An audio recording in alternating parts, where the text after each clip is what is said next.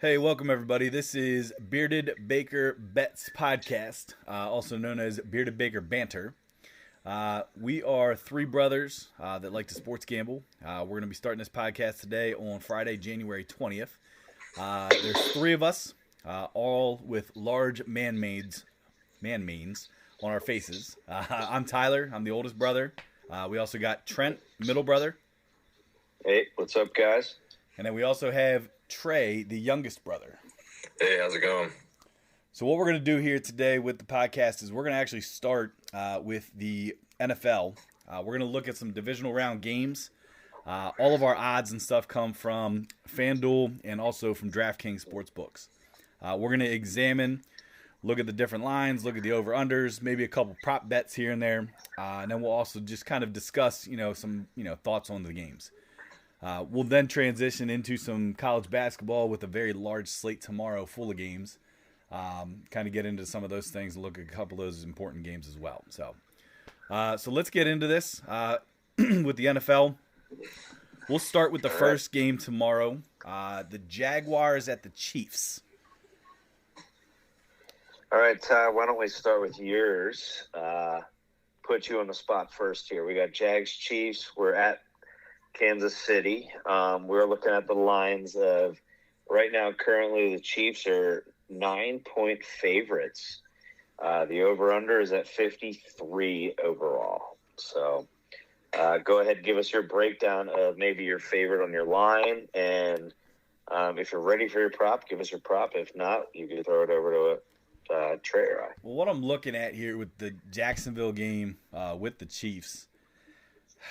I mean, obviously everybody's going to be on the Chiefs bandwagon. If you really look at the odds to win the Super Bowl, they are the favorite right now. Hard not to with the amount of talent that they have, especially with their tight end quarterback connection itself with Mahomes to Kelsey. But I don't know. I'm kind of a believer right now with Trevor Lawrence and ETN. What Doug Peterson's got going on.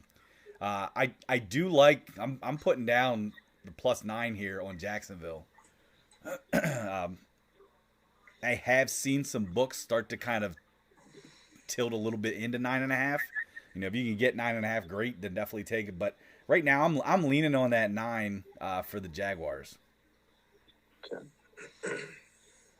9 on the Jaguars. I'd like to chime in here because I'm actually on the opposite. Okay, go ahead, Trey. I think they made this game the first game on Saturday for a reason because I think it's going to be a blowout. I honestly think the Chiefs win by probably 24 plus points. I don't see any interest in the game. I'm not looking forward to watching it because I really think the Chiefs handle them pretty easily. I'm going to go ahead and throw out the first prop there. Okay, so can I clarify on that? We've got Tyler right now on the +9 in terms of game lines.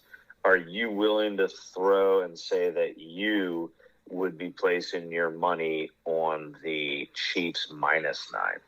Oh yeah, absolutely. Yeah, that's what I'm taking. Okay. Yeah. Now, one thing we want to clarify for our listeners is, as you guys know, on our account, we put out 3 plays a day, and those are our official picks that count towards our record. So on the podcast, we're going to be talking about where we lean, what we think we would take. It doesn't necessarily reflect that. We are absolutely on board and considering that those are our full official plays. So that's what I want to clarify. But all official plays that we make on our account are all taken by Tyler, myself, and Trey each day. So those are always taken, our official plays. All right, Trey, sorry to interrupt. Just want to kind of clarify that. Like I said earlier, I honestly think the Chiefs might win by 24 plus points. I honestly do look at this, and it gives me the same vibes as the Dallas-Tampa Bay game last week. I was so far on the Buccaneers, at least covering, if not winning, and they laid an egg, man. Yeah. And honestly, I could, sure, I'm taking Jacksonville right now with the +9 stuff, but I don't hate where Trey's leaning with this because I agree. It really could be a blowout. Yeah, I mean, I'm also a little biased. My preseason pick was the Chiefs, so pulling for myself there a little bit too, just to be a little accurate. But yeah, that makes sense. We'll see. we'll see what happens. I think, honestly, the Chiefs are firing on all cylinders. I think their offense in terms of Jerick McKinnon, Juju's finally starting to pick it up. I mean, Kelsey and Mahomes, they've had that connection forever, but sure. The person I think that's going to little flip-flop here, but the prop I'm taking that I think is going to hit for sure is Christian Kirk with his versatility. I think he's going to be a good anytime touchdown scorer. It's at plus 155 on DraftKings. I'm sure you can find it a little higher, maybe later on closer to game time. But I think with his rushing, his screen pass, little curl routes, little crossing routes, I think him and Trevor Lawrence have a good connection. I think you can put your money on that. And plus, I honestly think they're going to be in behind throwing. Yeah, makes sense. A little out of here. So I think that he's going to get a lot of looks, too. I think he's going to break one loose. Where are you at on this, Trent? So here's my issue, or I guess my predicament is this: is last week as you guys know, I was all on the Jags, right, Trey? You know that text in the first quarter with that little wager that you and I had of, it's over. Yeah. I told you a lot of time left, so. Yeah. I'm appreciative of Doug Peterson. And my thing with Doug Peterson is he's played for Andy Reid. He's coached for Andy Reid. Mm-hmm. He has a Super Bowl under his belt. So I don't see the blowout, and granted the Chargers got up on them 27-0, looked like it was going to be a blowout. But I also think it was a little bit of the case of Trevor Lawrence. It's NFL time. It's time to grow up. Yes, you were the college guy from freshman year on. He still has. From my understanding, he's undefeated on Saturdays playing football. Trevor Lawrence is. So that's a stat that I'd throw out there, high school, college included. That is a good stat to kind of consider. I mean, regardless of the league, Yeah, so I'm gonna say I'm not saying that the Jaguars win outright, but I'm gonna have to ride Jacksonville +9. I mean, if you're giving me 9 points for the Jags in a playoff game, I think it's doable. My biggest thing that's keeping me on the Jags to cover 9 is the pass rush, and as you guys know, is the only way to you could sit in a cover 2 shell. Make Patrick Mahomes settle for the underneath stuff, which he's done a good job at doing this year, and he adjusted halfway through last year with doing that. But I think that in itself is going to allow the Jaguars to keep it close, because I think Patrick Mahomes makes a mistake or two. I really do. Whether it be throwing a pick or whether it being Arden Key or Allen getting to him and getting the ball out at one point. Yeah. Jaguars defense has shown to be the unsung hero of that team. It's not necessarily all Trevor Lawrence. That defense is on that side. So I'm going Jaguars +9 as well with Utah. All right. And to kind of piggyback off what you said, too, with, the Jacksonville being the unsung hero, some people could look at that and be like, well, hold on a second. They gave up 27 points in the first quarter last week. But let's all be honest here. I mean, Trevor Lawrence put them in that situation inside the 20 in the red zone all 4 times. So it's not one of those things where the defense, that's you look at a defense that has to come out on the field, and now you have 20 yards that you got to stop them out of nowhere, at the drop of a hat. It's like, sure. I mean, because let's think about the rest of the game then. Trevor Lawrence cleaned up his play, and Jacksonville gave up 3 points the rest of the game. So something to kind of, it makes sense when you talk about their defense. But my prop on this, I mean, might sound kind of obvious, but I'm going on the Trevor Lawrence over 0.5 interceptions. Oh wow! 0.5. I mean, yeah, sure, he threw 4 last time. He's gonna make a mistake. It's playoff football, and Chiefs have been there how many times before now, so it's like he'll make a mistake. It's how he bounces back from that, but that's really the prop I'm looking at is Trevor Lawrence to throw at least 1 pick. Okay. So what do you think the Jags? Odds are minus 145. They're not the greatest, but at the same time they're still not terrible. I like that. I like that prop actually. I mean, you got to figure in Kansas City. Yep. One of the toughest stadiums to play. There is a chance of winter weather in Kansas City as well. Do we know the forecast, or is that cold? Much colder than Jacksonville. That's what we can say for damn sure. Okay, I'll tell you that much. Too much. I'll tell you, I don't think you're going to Waffle House after this one, but we'll see. I don't know. So, from your guys' perspective, though, how do the Jags beat the Chiefs realistically? I know you think they're going to cover +9, but can they pull out the outright win and the upset? And if so, what is it? Is it getting to Patrick Mahomes early? Is it making him play shallow and forcing third downs, or what? I do think it all. I think it all rides on Patrick Mahomes. I mean, sure, they most of the media really kind of make him out to be somebody that literally can't make mistakes. But if you get pressure on him early and he makes a couple mistakes, he starts yelling and starts getting in his own head, and you can kind of see it even on the sidelines where if you make him uncomfortable, he's gonna stay uncomfortable. Yeah, the other thing is he likes to play a lot of hero ball. Exactly.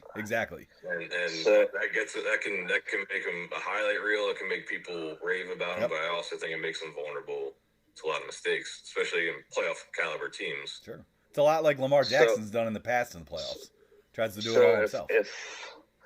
But I'm going to sit there and say I won't say Mahomes is, or I'm sorry, Lamar is anywhere on Patrick Mahomes' level. Mahomes I'm not saying. I'm saying his arm. Mahomes can stay healthy. Mahomes can win games when it matters. Yeah.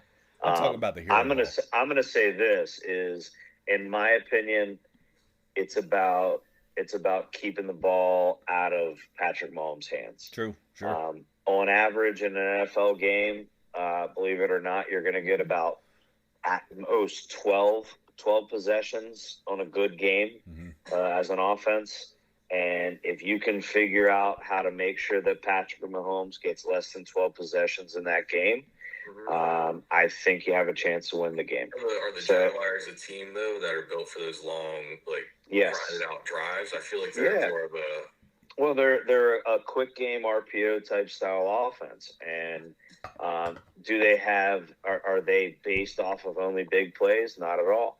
I think you're sitting there running a lot of read, not just RPOs based on the run pass, but I should also say some give or pull and run type option type offense. So, in my opinion, if you're the Jaguars, is cherish your possessions and be okay with holding onto the ball. Don't think that you have to do it in one big play.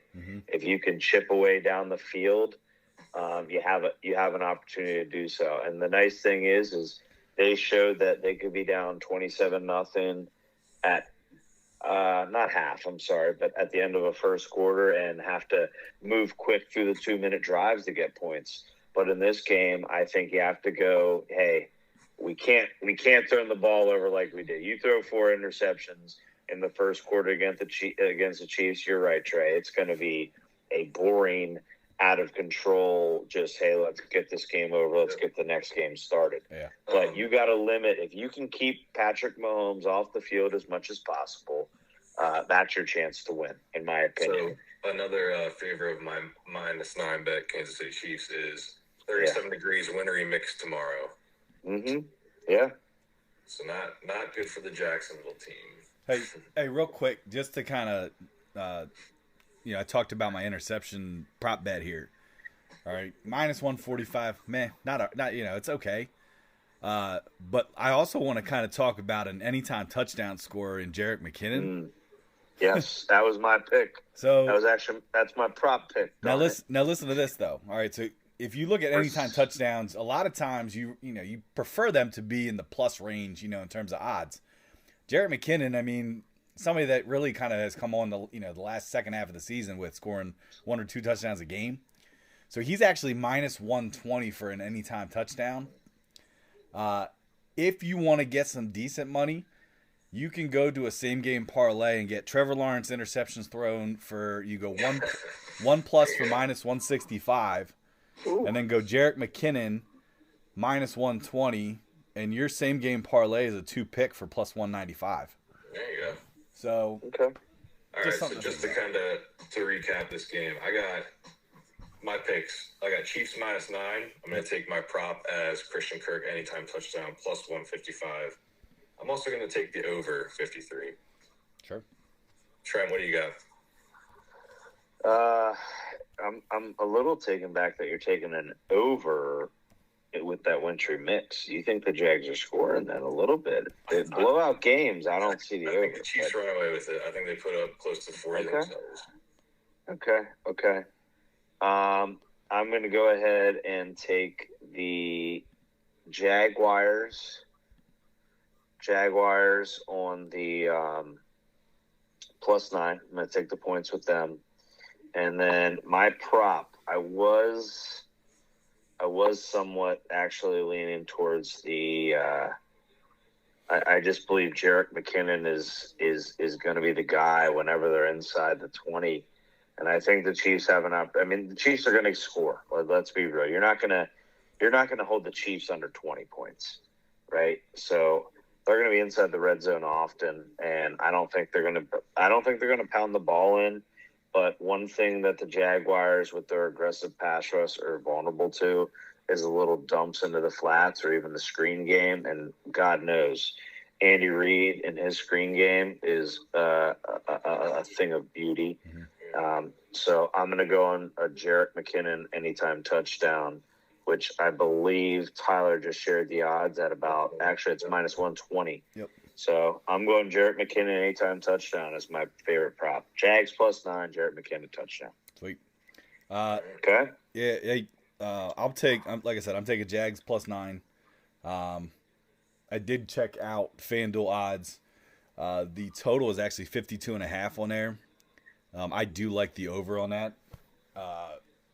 Let's be honest. I crushed the overs last week. On almost every single pick. And then success though, you were 100% on every over you took, and then you risked it on the only game that hit the under. That was your pick. So props to you. Hey, shout out to Maher, the kicker for the Cowboys. I owe you some. Yippee! Talk about that. Yippee! Hey, let's get into the second game of the night tomorrow. Local game here for us being out of PA. You got the New York Giants against the Philadelphia Eagles. Okay. All right, what we're looking at here is spread-wise is the Eagles are -7.5. Total points is 48. Personally, again, I feel kind of weird picking all the dogs here in terms of covering. I look at games, whenever, football being kind of by 7s and 3s when you really kind of take it in perspective. When you have that hook there with a 7.5, it's really hard for me not to take that hook. So I am looking at the Giants. You got a healthy Saquon. Daniel Jones obviously put up some big numbers last week. As long as they literally just don't get scared of the Philadelphia Eagles and, what the media makes them out to be, I can't help but think that the Giants don't at least cover and possibly even win. Yeah. As crazy as it might sound.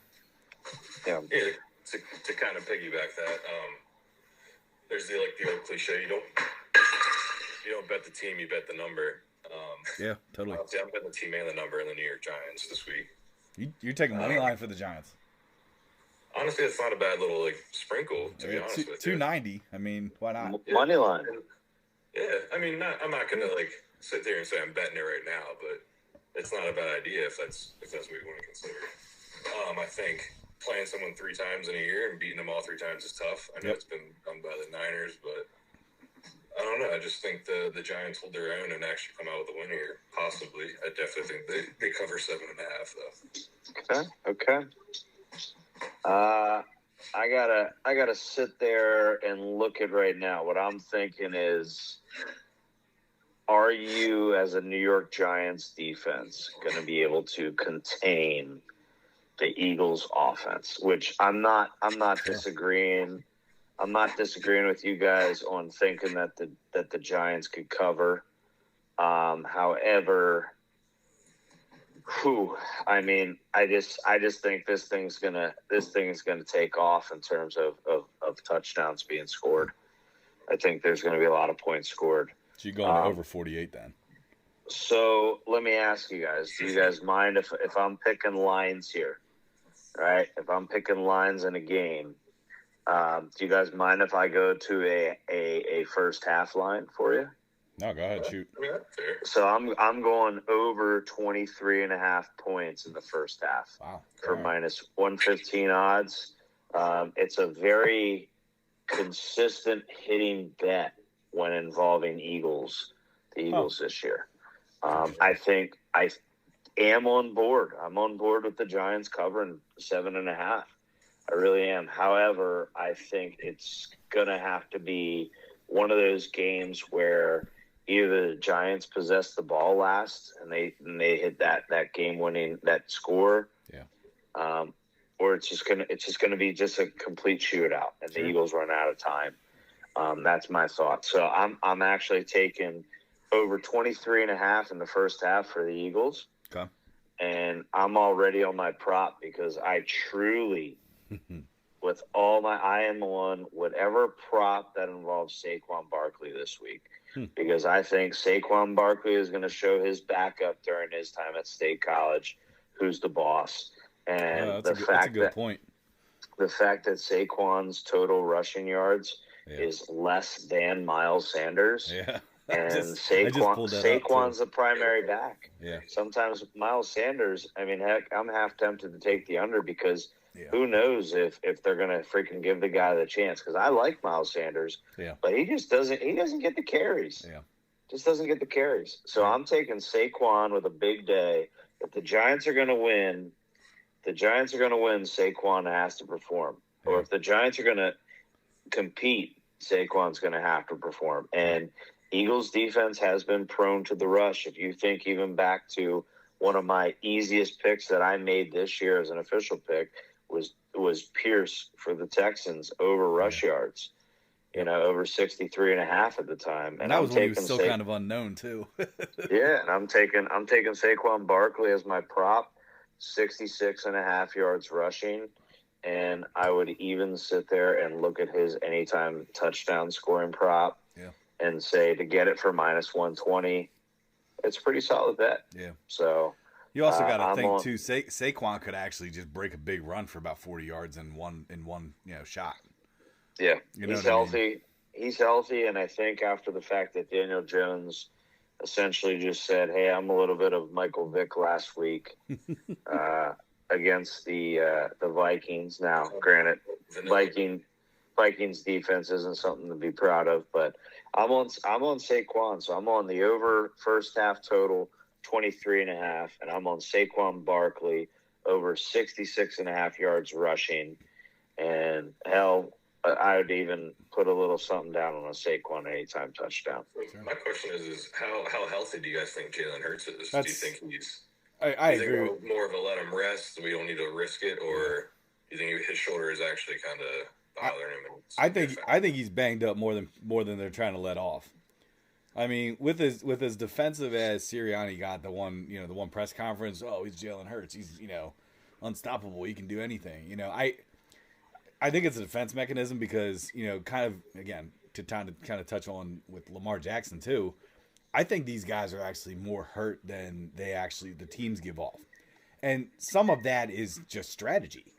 You don't want to sit there and be like, well, yeah, he's pretty darn hurt. You're gonna prop him up to be as best as he is. But I truly think I don't think Jalen Hurts is that healthy. I mean, when you look at they had all their starters, all right, to play against the second team of the Giants in the last game of the season, almost lost. I mean, again, it's the last game of the season, but the Eagles still had the number 1 seed to play for, and so they were playing their guys. The Giants were like, nah, we're good because we already got locked up, with where we're at. I don't know. I don't think Hurts is 100%. I would argue maybe 70%. Again, that's with no medical knowledge at all, but I don't think he's 100%. I also don't think, like, if you're going to look at his rushing yards too, if he is that banged up, he's 51.5 yards for rushing.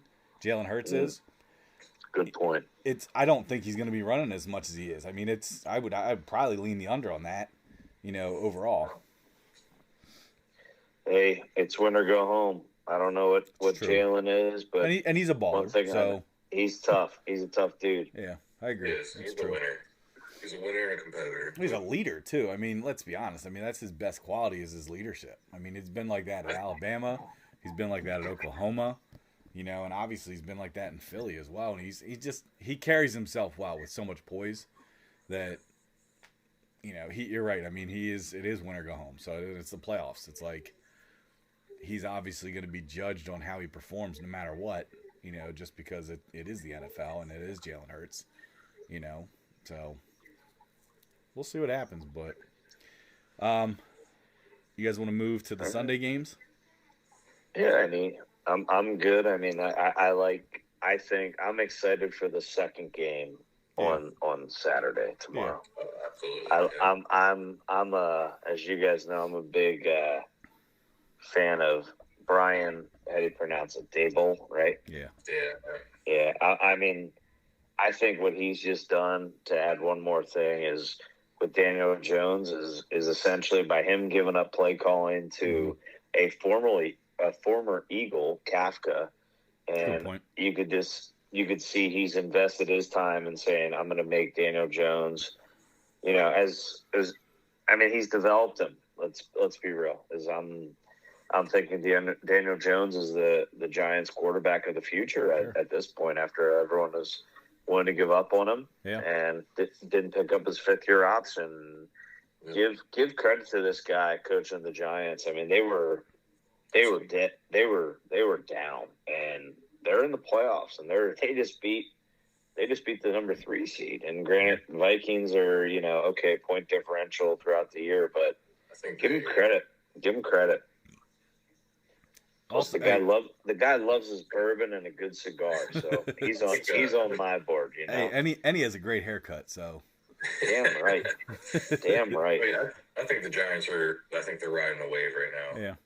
I think they have a lot of momentum. I think playing in a divisional rival again after they lost 2 times is. Yep. I think it's gonna be tough to do for the Eagles. That's why I like the 7.5, like you guys said. But yeah. Gotcha. Hey, one other thing. Take a peek at too for reception yards with AJ Brown. 70.5. 70.5 seems light.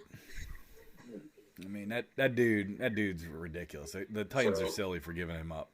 I saw that, Tyler, but you know what I thought was a little bit more ridiculous was Devontae Smith 64.5. I agree. I take the under. Hey, on Devontae? Yes. Yeah, because he doesn't get the ball enough. Nope. I mean, the only way he covers that, in my opinion, is a big 40-plus yard catch. Yep, which he's capable of. Yeah, exactly. But in a playoff game, I don't think those plays are very far and few between. Sure. So yeah, few and far between too. Yep. All right. Let's check out Bengals Bills. Ooh, this is my favorite game. This is my favorite game of this weekend. My least favorite game. No, I'm talking as just a fan watching football. Oh, absolutely. I mean, how after that tragedy, how can this is going to be? I think it's going to be interesting. To be honest, this is going to be so hyped. Yeah, I mean, it's a very weird number, 5.5. Yeah. Very weird. That is a strange spread. You don't see that very often. And the fact that it really has not moved since the Bengals are literally without 3 offensive line starters. Yeah, but the Bengals are hot, Tyler. Joe Burrow, last week when their offensive tackle went down, Joe Burrow looked like he did last year. Sack, sack, sack, sack, sack. Well, if he doesn't have protection, he's not going to do anything. So if you look like he did last year, then he's going to go to the AFC Championship. He's going to go. He's going to go to the Super Bowl again. That's what he's going to go to. Like shit, he was the most sacked regular season, postseason, record-setting sacks, and he's in the goddamn Super Bowl. He's Joe Burrow. That's where I was waiting for us to get to this point. Is I'm so sick of hearing, oh, his offensive line, his offensive line, his offensive line is like they're not dumb. Well, Like look what they did. They're I'm telling you right now, the Ravens have a better pass rush than the Buffalo Bills do without Von Miller. I agree. Yeah, totally. I mean, in reality, the Bills went and got Von Miller because they needed a closing pass rusher to make that next step. And now he's gone, right? He's gone. Don't get me wrong. The defense is no joke, but Bengals are going to sit there and go empty set just like they did against the Ravens, and they're going to get the ball out of his hand to those three receivers that are studs. And I'm giving some insight on where I'm leaning, but I will open the floor to somebody to go first. Well, hang on, real quick. I mean, can we quickly talk about the elephant in the room though for this game? The X factor is going to be Josh Allen ball security. Okay. Josh Allen has a ridiculous amount of turnovers this year, not just interceptions, but also fumbles. Okay, so gotcha. and don't get me wrong, Bengals defense is pretty tough. So now, I mean, I truly think that the X factor is going to be how well does Josh Allen take care of the ball. If Josh Allen is going to throw at least 2 picks this game or turn the ball over twice, all right, maybe an interception, a fumble, then I do think that the Bengals actually walk away with it. Doesn't it say something that Josh Allen throwing more than half of an interception is minus 155? Is that what it is? Over 0.5 interceptions is minus 155. They don't just have turnovers for guys, do they? No, just interceptions on DraftKings. I'll tell you, won't be Eli Apple.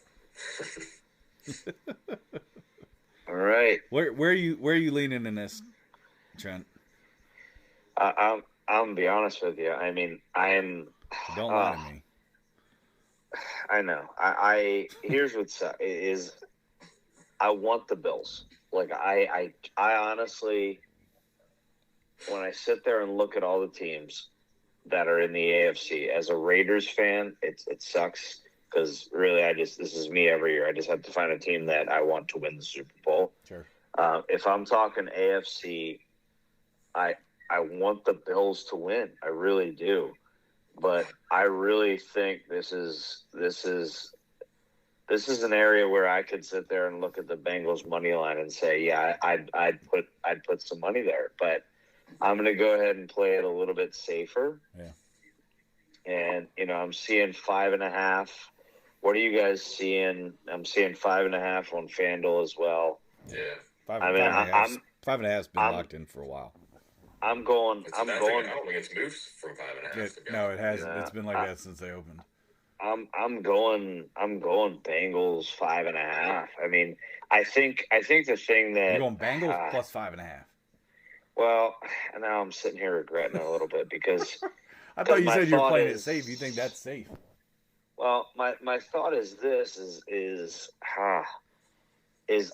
that game against the Dolphins. It was like, yeah. What are you doing? Ball like security. You're up 17-0. Like let's speak a little reality into this.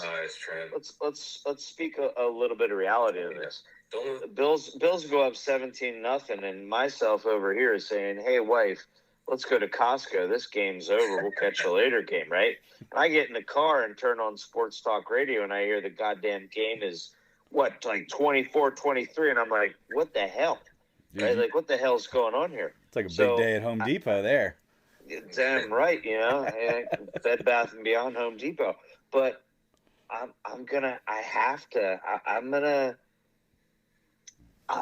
truly think, okay, and maybe I'm wrong this year, and you can call me out on this. Trey will for sure. I truly think when it comes down to who is going to have a better career in the NFL, I think the guy that we're going to say, and I love Josh Allen, but I think the guy that we're going to say is Joe Burrow. Yeah, I'm a Joe Burrow believer in the sense that he's cool under pressure, which guys, as we talked about their offensive line struggles, he's under pressure quite a bit, right? Record-setting pressure. Yeah. And I really think the Bengals have better skill position players. You don't sit there. If you have trust in your skill position players, you don't go out and sign a John Brown. You don't go out and sign a Cole Beasley, who retired earlier this year, right? There's some concerns there. And when it comes to the running game, I know, yes, offensive line, once again, I'm an offensive line guy. But I'm putting my money on Joe Mixon and Pirine over anybody in the backfield behind the Buffalo Bills. I'd agree with that. I don't like the Bills' backfield. And the biggest thing that I see the problem is the Bills go, and this is, I'm sorry if this is too, like, coaching analytical, but I think that when the Bills go too conventional of let's drop him back, let's let him throw, let's hand the ball, that's when the Bills struggle. The Bills are at their best is when they're including Josh Allen as a running threat and let him do scramble. it. And I think their offense is not designed that way anymore. So I'm gonna go Bengals plus 5.5. I'm sorry to go on a long rant, and I would even sprinkle to go on Bengals money line. So that's me. I'm on there. All right. Where Call are you me at, out. Trey? To be honest with you, I'm not confident in the spread or the money line. I'm more confident in the player prop. Making my bet. What's your player prop? Make a damn line pick. Be a man. Okay, I'll get there. But first, if I'm gonna make a bet on this game, which I'm obviously going to, but the one I'm most confident in, probably going to be my highest unit bet, is Tyler Boyd over 36.5 receiving yards.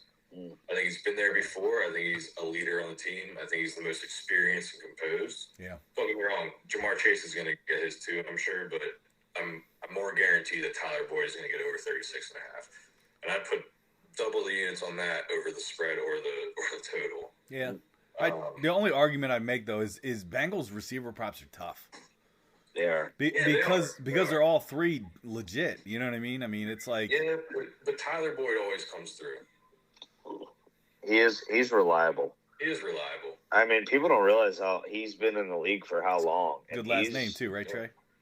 Oh, that's right, yeah. Clairton, PA. So Trent, to be honest with you, I'm going to take the Buffalo Bills minus 5.5. That's fine. I don't think you give enough credit to the Bills' skill players. I know the Bengals might have some bigger names and some more, like, I don't know, like attention-drawing names, but you got Stephon Diggs, Gabe Davis, Dawson Knox. Like all three of those players are tops of their positions. Gabe Davis might be behind T. Higgins for the best wide receiver number 2. You know what I mean? Okay. Yeah.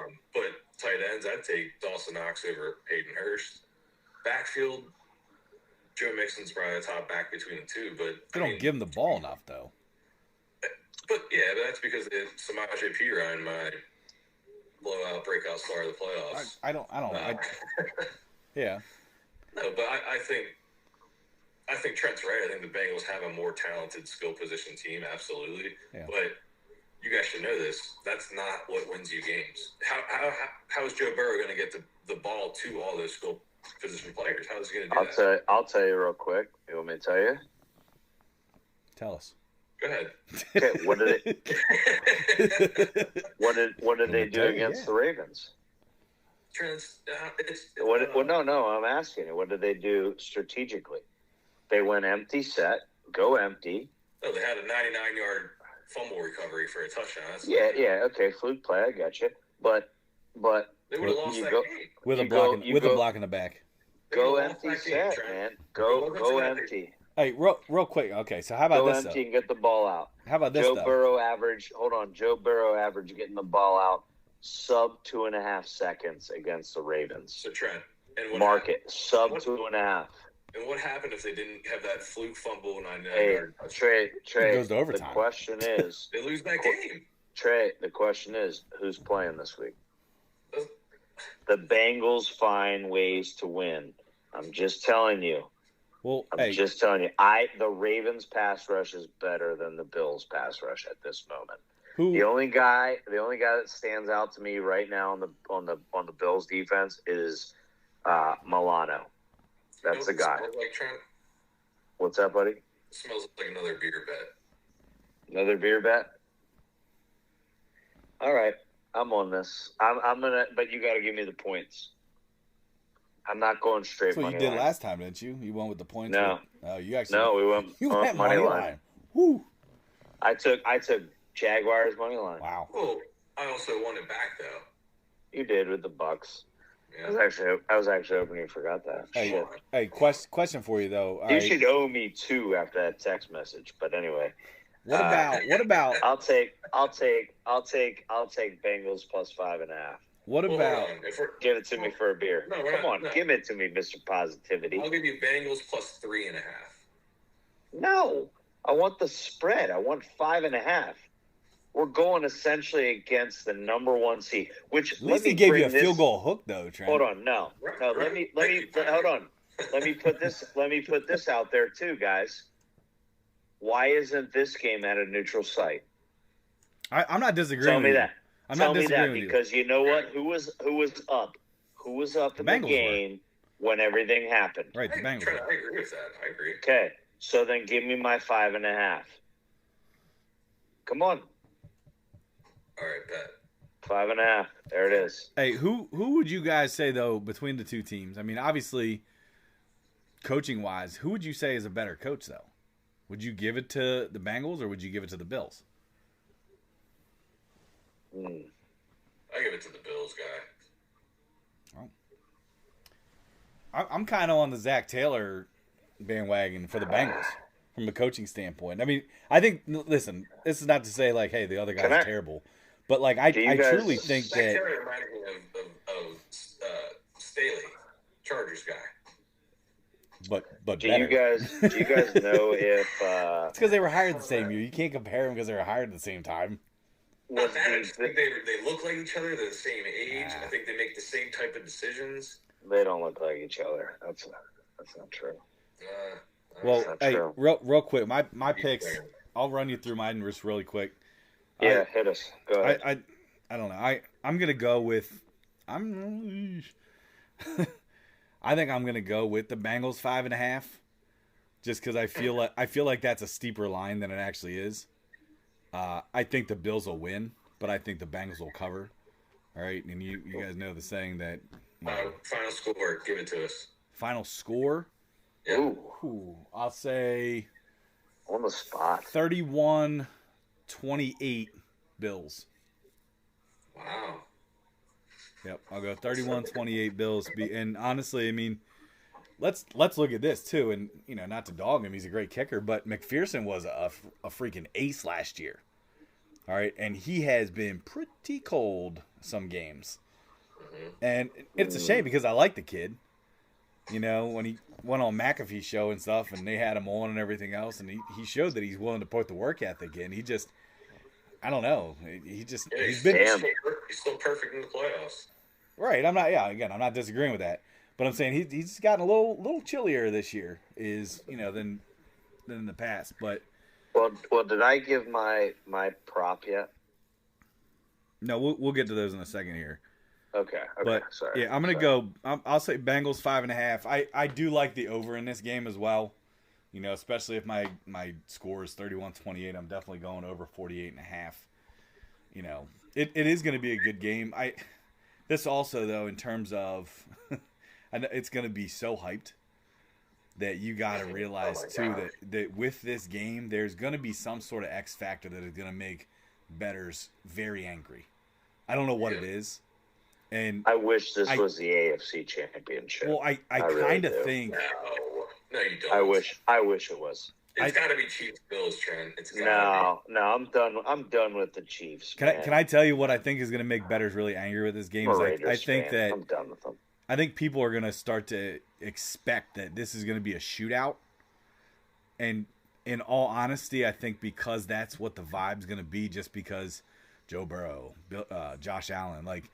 These, again, like we just talked about, they're pretty high-powered offenses. Better be a shootout if you're on that over, man. But that's what I'm saying. I feel like bettors are going to be disappointed because this, I don't know. There's something that just tells me that this is going to be, I don't know, maybe like an 18 to 13 game or something weird, where all of a sudden everybody's like, "What the heck was this? This is not what we expected." just because there's so much hype. I don't know. That's Trent, a before gut. we get to your picks, to wrap up mine, obviously I'm taking Bills minus 5.5. For the over-under, I think the final score is 27-20 Bills. Close to What'd the you spread. say? What'd you say? 27-20. I thought you said 48-20. I'm like, what? No. Jeez. So you're on the under then? Yeah, I am on the under. I think both those numbers are close to each of the line sets. So, I mean, Vegas-wise, it makes sense too. Mm-hmm. But like I said, my most confident pick is the prop bet that I'm going with, and that's Tyler Boyd, 36.5 over receiving yards. I think he has close to 80 yards. I like it. It's fine. Go ahead, Trent. Trent, go ahead, give your prop bet. Oh, McPherson over 6.5 kicking points, minus 120. He's going with icy. Icy. It's game time. It's game time, man. And you know what? I would just like to point out that you guys had all of the same picks for the playoff game so far. I'm on the opposite of pretty much everything you guys have said. Yeah. Trent did say though that I was undefeated last week, so in the overs and unders, yeah. Just saying. Well, that's the law of averages, you know. Yeah, time to hit that old dusty trail. Well, I'm on it. I mean, I'm telling you. I mean, I'm excited to have 5.5 points for a beer from you, Trey. Oh, okay. And what's going to be sweeter is when the Bengals win by a touchdown. Oh, okay. Yeah. I'll give you 2 beers if that happens. Is that it? Like you'll just give me 2 beers if the Bengals win by a touchdown, or the Bengals win By over a touchdown. Okay, or by a touchdown. But if the Bills win by 10 or no, not agreeing to that. Can't make too many expectations. You just made it weird. Hey, one quick prop too to kind of take a peek at is the Pirine rush yards are only 13.5.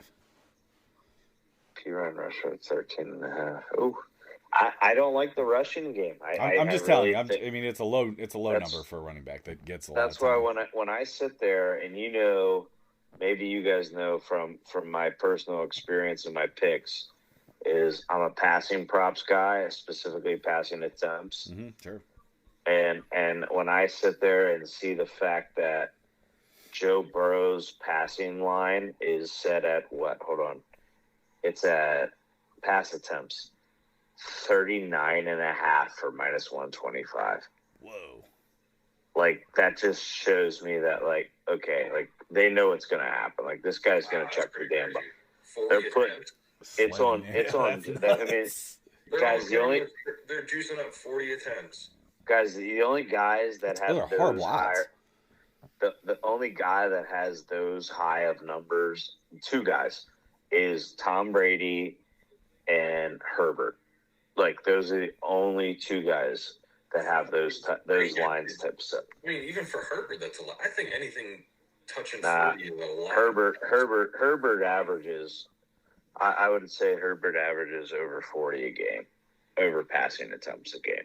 Hey, Tom Brady's attempts last week were over under 65.5. I'm just 66. kidding. He threw the ball 66 times. And that is a great transition because they're overrated. Let's get on to the Niners-Cowboys. Last game of the week. Tyler, tuck it in. Let's go. Well, tuck it in. I'm not that excited about this game. No, I'm just kidding. Can I just start us out? So. I'll start out. Go ahead. I hate the line now, but I attacked the line earlier in the week. The one I told you about? Do you guys mind that I attacked this earlier in the week? No, I told you to take it literally the night of. No. The line dropped 2 days ago to -3 for the 49ers. 3? Oh. -3. So I am. I don't like it. Oh, shut up! This guy's insane. You're a Niner hater. Yeah, he is. You just hate my team. Oh, Trent, I have -3. I am telling you, the Niners -3. This is a typical. Hey, everybody, jump on the Cowboys. Yep. Jump on the Cowboys. I'm on the Niners to win this game. Yeah. Brock Purdy, stay within yourself. And I don't think it's an offensive thing to say. Stay within the system. You guys win this game handedly. Niners win. They cover 3. I would even say Niners win. Well, the line's not 3 now. It's 4 on DraftKings. Hey, I took 3 last Sunday, the night of the game last week. I took 3. So I'm going Niners. I would even cover the -4. Cover up the -4. I'm covering a full touchdown on the Niners this week. Wow. So I mean, Cowboys aren't going to be able to run the ball. You got not just a backup left tackle. I mean, shit. I would be, if I'm a Niners fan, I'd be happy if Peters was in the game at left tackle, but he's out. Yeah. And you now have a rookie at starting a left tackle. Both going to use lunch. You have the potential of facing against a Bosa. If you put pressure in Dak's face, I'm sorry, but Dak doesn't throw. I mean, okay, 4 touchdowns against the Bucs. What do you say? Bullshit, man. The Bucs were the Bucs. The Bucs were not. I bet the Bucs on one reason and one reason only: Tom Brady's reputation. And I'll be the first to admit you that I was way wrong, Trey. I lost that beer to you on that game. I was way wrong. The Bucs are not. They're not. They're 8-9, right? They're awful. They're terrible. They're 8-10. So bad. Yeah. So my money's on Niners covering. I have them at 3, but I understand the line has moved to 4. Some places you get it 3.5, but I'm covering Niners at the points. That's my game line pick. Go ahead. Yeah, I'll go. We'll let Tyler go last just because we know he's been savoring this. Tyler's a 49ers fan. I'm a 49ers hater. I'll admittedly say that, but I honestly think the Cowboys are getting kind of like underappreciated here. Underappreciated? Have you watched any sports media? Every single person is picking Dallas. I just didn't know whose turn it was here. I'm just telling you. I mean, underappreciated. You can't be underappreciated if you're literally being picked by everybody. I think plus Tyler, deep breath. Let Trey speak. Yeah, I was gonna say it's my turn. I think 4 points is a lot for this matchup, to be honest with you. I mean, in every aspect you think about it, they kind of match up. Besides the secondary, I think you guys have the advantage in the secondary. I think the defense is pretty equal. I think the offense is pretty equal. The Cowboys, I know you guys. Have you guys seen the pattern that they have whenever they lose a game on like Twitter or anything? Have you guys seen that? No, I've seen the pattern of the teams that lose after the whenever the Cowboys lost one game, they won the next 4. Then they lost another game, won 2, lose a game, win 4, 2. Like, you know what I mean? So that they're on the streak to win 4. I think that pattern's going to live true, Tyler. I really do. Mm-hmm. Sure. I know. The only thing I'm worried about is Dak's interceptions. If he can take care of the ball and he doesn't throw like erratic passes, like just throw the ball away if there's nothing there. And that's his problem, is he tries to force these little cross field passes which end up being picks. And your one safety, I don't know how to pronounce his name, like Hufanga. Yeah, he goes by Huff. He's a pretty unbelievable player, and I think if Dak decides to make some of those decisions, I think it's going to be a very long day for the Cowboys. But if he takes care of the ball, I think the Cowboys, dare I say it, win the game. Whoa. I think Brock Purdy's got to show some composure. Any quarterback in that system with that amount of weapons around him, as long as they don't make a mistake, if they can just manage a game, they're going to win. Anyone. Trey, I agree. Even before they got Christian McCaffrey. So, Trent, all I'm saying is if the Cowboys can take care of the ball, if they can score and make long drives, then the pressure's on Brock Purdy. They have to throw the ball. He has to make long conversions. I'm not disagreeing. Brock Purdy has to stay within himself. He's the weakest link. Can we agree on that? A weakest link that has thrown over 2 touchdowns a game with the rating over 100 each game and is 6-0. If that's your weak link, I like the chances. But I don't care about experience. Okay, Tyler, I'm going to ask you a question. If you had to admit to having a weak link, what is it? The secondary. Yeah. Corners. Yeah. Corners. It's the secondary. Corners. I don't know, man. I had to almost make the argument right now they don't that have the as offense much, they don't have as much of a direct impact on the outcome of a game as a quarterback that has to make a game-winning drive. They do, though. The corners do. I mean, let's be honest. Let's look at last week with Seattle. You know, Metcalf caught a 65-yard touchdown and walked into the end zone because we got beat. Okay. So I have a question. And now you got CeeDee Lamb. You got Dalton Schultz. I mean, the Cowboys have great receivers. Tyler, 45 seconds. No timeouts. Cowboys are up 6 points. Fourth quarter. Brock Purdy has to drive 46 yards, no timeouts. To win the game, they have to score a touchdown and make the extra point. You think he does that? You have confidence in that? Actually, and as coming from probably one of the biggest Jimmy Garoppolo fans, I have more confidence in Brock Purdy doing that than I do with Jimmy G.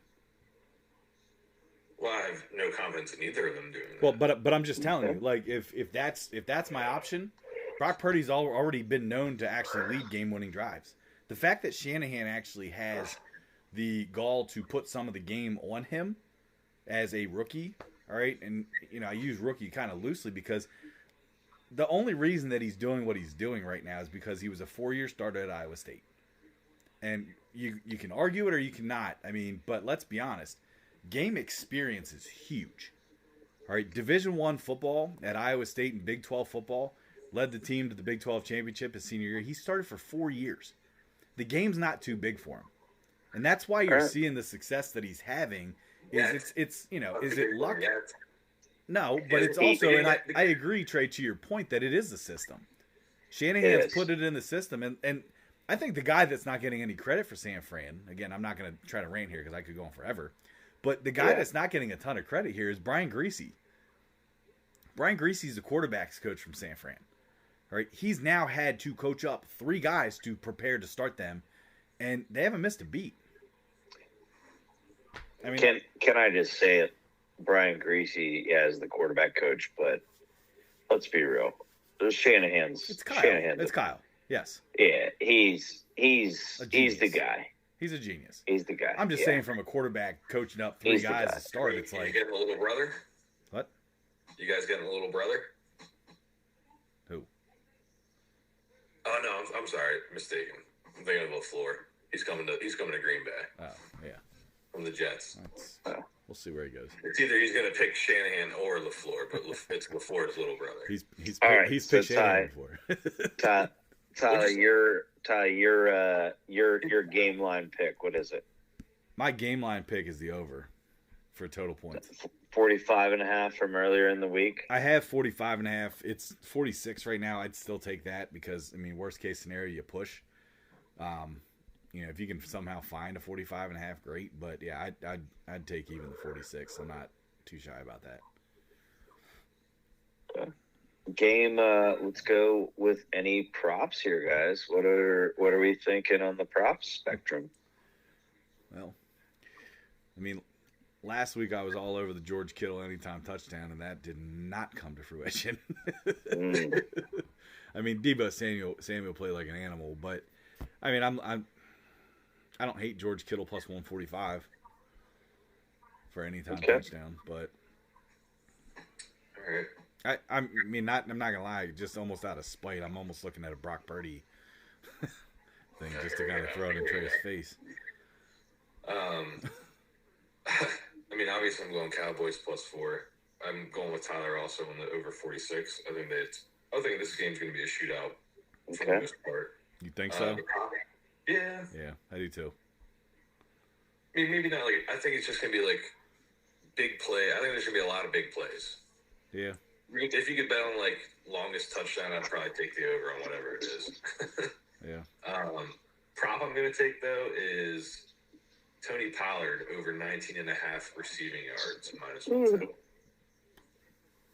I think that if it is like a game like you say, Ty, with the defense and pressure and Dak, I think he's going to have to dump to the running back. Yeah, I'd agree with that. He's actually the one that worries me the most.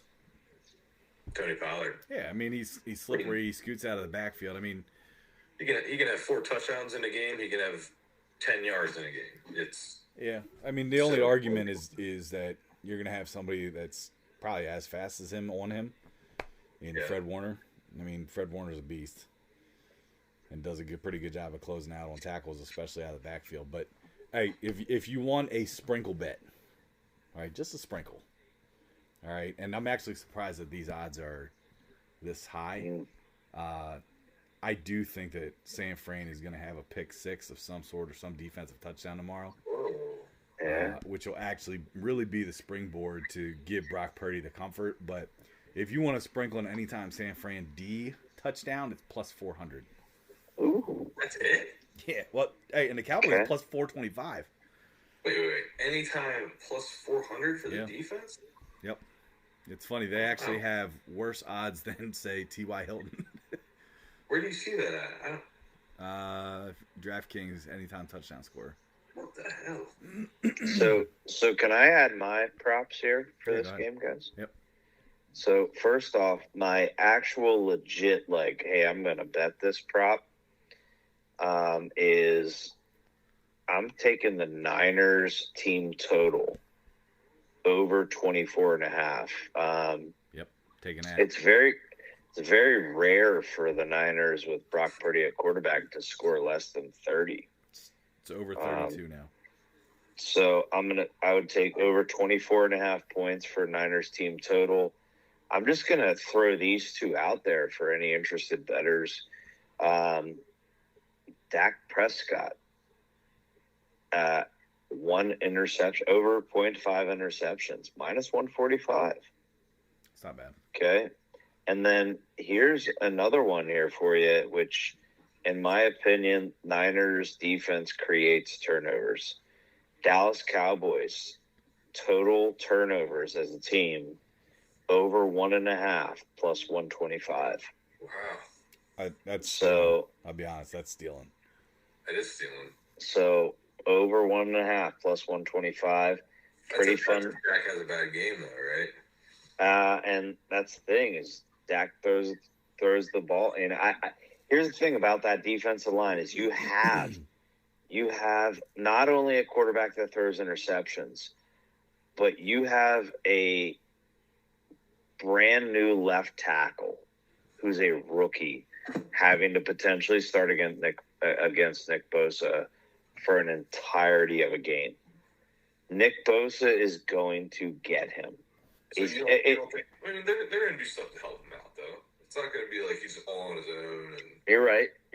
But how often do you do it, though? Because here's the thing. You have how many other defensive linemen that are capable of getting to the quarterback, too? So, and you've got linebackers who are essentially all pros. It's the number one defense, guys. You're going from playing an 8-9 Tampa Bay Buccaneers who have lost to the Carolina Panthers and to playing a number one overall defense. I'm just saying plus 125 for Dallas Cowboys over 1.5 turnovers. I think that's a kind of, if you're looking for hey, I need a positive money bet, I think that's one to take, in my opinion. Yeah. Yeah, that is a good one. Hey, and this is a FanDuel one too, and kind of piggybacking off of your thought process with Bosa. Bosa to record a sack minus 124. Yes. Okay. So. All right, boys. Well, I think we've hammered our divisional round discussion. Mm-hmm. I really do. Trey, I think you're right in the sense of, in terms of game lines, we have found each other at odds. So I mean, mainly just me and you guys. I hope I'm yeah. on the right side, but I think a consensus pick we have is the 49ers Cowboys over though. I'd agree with that. Yes, yeah. I definitely, I know personally taking that over 45.5 earlier in the week. That's a good. I think that's a good solid pick. Yeah. I mean, But my only worry is the opposite of what Trey thinks is the Niners just blow them out. Oh, wow. So that's my concern in these types of games. After seeing what Dak could look like against what is the team called now in Washington? Who knows? What are they called nowadays? Commandos. So that football team that seems to always be under investigation or whatnot, that team, the way they made them look at the end of the year just shows you the Cowboys' true colors, because they played a good game last Monday. But don't forget that pattern though. Yeah, but let's make the argument too, though, is that Washington, especially with Chase Young back too, Washington has a darn good defense. Okay. Tampa Bay's defense is garbage, so you're going against Tampa Bay's defense was not garbage all year. They were good early in the year. Yeah, well, I'm talking about the last game. They were garbage. The fact that you couldn't literally get to Dak. I'm just going to go on a limb and say, let's be real. It shows that Bruce Arians was that goddamn good of a coach. And I'm not sold on Todd Bowles, and I know he's coming back, but Todd Bowles as a head coach has not proven to be any sort of good at all. He didn't do well with the Jets either. Jets. I mean, now granted, the Jets are the Jets, but you inherit a team that has Tom Brady. Now, granted, the offensive line took some hits, some serious hits, but come on, man, All right, we want to go transition to basketball here. Yeah, I mean, let's be real. This is our favorite. I mean, it's my personal favorite, but absolutely. Dude, it's great, especially because the season is long. It's not a dragging on long like I feel sometimes baseball can be. Yeah, but March. You got March Madness then comes up. This is where we really got into it. When we actually started, we started back in March, not last year, 2 years ago. So we're almost two full years into this thing. So the thing I like the most about just betting college basketball in general is there's so many games, so many lines, games every day where these handicappers that make these truly unbelievable lines where they're within half points most of the time. Yeah. It's hard for them to cap these games accurately. So can I kind of make a point too? Because I was listening to it was actually the Pat McAfee show podcast the other day, and they had talked about the fact that some of these bets and stuff that people make, are on these obscure teams, specifically Gumpy from the show. He talked about, oh man, he picks these teams that literally you don't even know that that's a school until you're like, oh yeah, okay, that's been a university since 1865. They actually have a basketball team, and it does go into the fact that you have to cap so many teams. There are 364 Division I basketball teams in college basketball. That's insane. All that means is that there are mistakes to be made, Tyler. Well, and that's what I'm saying, especially on days like tomorrow, Saturday, when the slate's full with almost 100 some games. You got to cap most, the major games that most people are going to bet on. But hey, why not take a little peek at, Bellarmine or Cleveland State or, some of these teams that kind of fly under the radar you don't really know about. That's the beauty of it. The big games, are the big games, as what they are. But the other thing is capping all these every game for the whole season. It helps you with the NCAA tournament. Dude, I'm not. You see these 12 or 13 or 14 seeds that it's holy shit, they're a 14 seed. And you don't have to bet them to win outright. Take their points, and they cover 9 times out of 10. But yeah, like you said, Tyler, there's 164 Division I teams. 364. Oh, okay. Yeah. It's nuts. Yeah, so how do you accurately give numbers that you can't take advantage of every time? If there's 180 games, there's bound to be some mistakes. Mm-hmm. There's no way that's doable. So. That's and honestly, from a personal standpoint of betting, on some of these smaller teams, I like taking the dogs. Because there's a lot of times you're going to get a dog team that's like, oh, plus 11.5. And you're like, well, hold on a second. Like, those games are usually the ones that really could go either way. Yeah.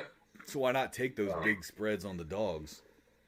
The mid-conference teams like I don't know, like DePaul, say, or I don't know, anything like James Madison or teams like that. Mm-hmm. Me and Trent were talking about it earlier tonight. Like, there's some games where it's like the line is it's like, this is so great, so valuable, or is it like trap fishy to the is it fishy to the point where they know something that they're so much more better at this than we are? Do they know something? Right. Like, so I mean, there's a fine line. Is there injuries involved? Is there is somebody sick? Or is the caliber of competition up until this matchup not the same? Like, there's so many.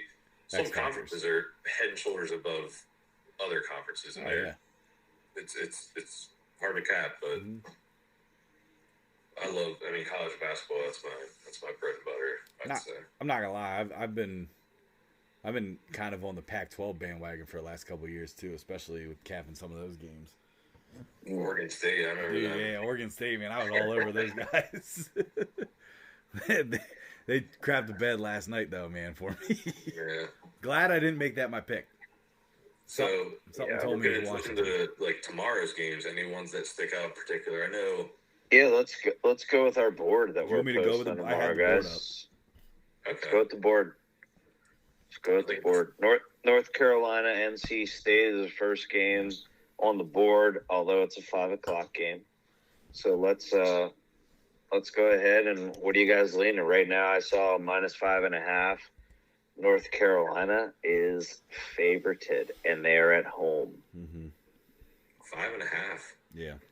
5.5 at home. -5.5, Trey. Over under 153. Wow, honestly, that's pretty tough. Go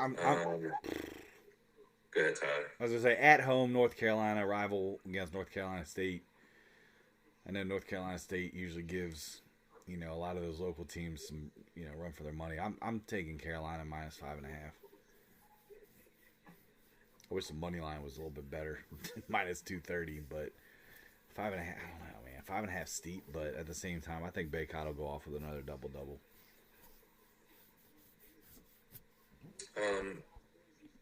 Yeah, I'm with you, Tyler. Carolina hasn't lost a game at home this year yet. 9-0 at home. I really, truly think that them not being ranked. That is wrong. They're 10-1 at home. Sorry. Where do you see that at? DraftKings stats. I got 10-1 at home. No, I'm talking UNC, Trent. Yeah, they're 10-1 at home.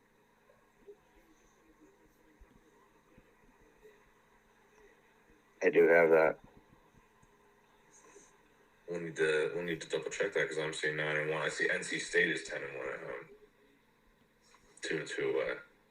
Oh, I'm seeing Carolina. I'm sorry. Either way. Okay, go ahead. No, I think that Carolina, I know they lost 6 games earlier in the year, some questionable games, but I really think they're catching on to where they were last year in the tournament. Sure. 5.5, I think that's a pretty hefty line for an in-state rival, especially, but Tyler's right at home. I think they've been good there. I just think them pulling them out. I see them winning pretty close to 10 points, but yeah, I'm going to go UNC -5.5. Trent, where are you going? I'm going NC State +5.5. I'm looking. I'm not seeing. You're right. I'm not seeing a loss at home. For UNC? Yeah, I'm not seeing it. But DraftKings has them. DraftKings has them at 10-1 at home, 3-5 on the road. Hey, real quick side note to the live game right now. I did snag a live bet on New Mexico. Money line. I got it. +280 when they were down by 6. They're up 62-57 with 5 minutes left. No. Yes, sir. I had them the whole game. Yeah, I was waiting for them to go down big because I had a feeling they were going to come back in the second half. Sorry. Anyway. Yeah, I'm on NC State plus 5.5, guys. Okay, so Trey and I are UNC minus 5.5. Trey's plus 4.5. NC State. I believe Baycott's in, man. Okay. He's back. He had a double last game. I think the difference is guards, man. I just think UNC has RJ Davis. Yeah. And I just think NC State just has enough to compete. I just really do. And I know I'm a Duke fan, but it's where I'm at. But let's go next game, Ty. Next game, we got Duke, Miami. Oh, here we go. Also, ready? Just to ease this, right here. I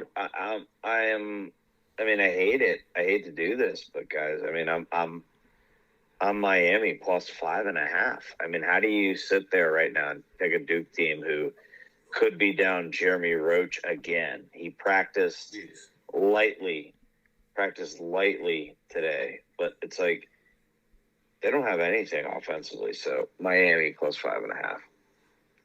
I'm on that bandwagon as well, Trent, and not even as somebody that's not a Duke fan at all, but I don't know. Miami's one of those teams that always gives Duke and Carolina a run for their money, regardless. Plus, I don't know. I really think Miami's coach he's legit, man. So I'm on Miami plus 5.5 as well. Jim Larinaga is the man. He is a good coach for sure. Yeah. Where are you at, Trey? All right. I'm also with you guys. Miami plus 5.5. Whoa, team ride. All right. It's just Duke's been way too streaky, even with, to be honest, mediocre teams in their own division. Miami's at the top of their division, and I just don't see them. Duke might win the game, like you guys said. I don't know if you guys said that or not. Duke might win the game, but I don't think they cover 5.5. No, I agree. God damn it! I hope to God they freaking win. Yeah, prove us all wrong. Damn it! I don't mind Duke. Listen, it's one thing to be a Raiders fan. It's another thing to be a Duke fan and have Duke suck as well. That's terrible. That makes for a terrible year of life for me. So, God damn it. Flyers and Orioles, too. God, right? The Flyers and Orioles. Hey, what happens? This is really off the side, though. What happens when the Orioles move to Nashville? Or not. Shut up. Watch, I just saw a rumor today. There's some ownership issues. No, the Orioles will have to be a household name here for the next 10 years. God damn it, guys. Pitchers don't report for another 2 weeks. Let's go. Orioles. Let's stay in basketball. They're leaving Baltimore just like the Colts did.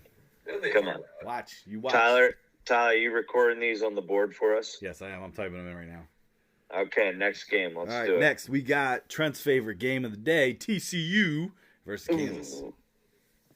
Oh, Kansas TCU and TCU. is plus 7.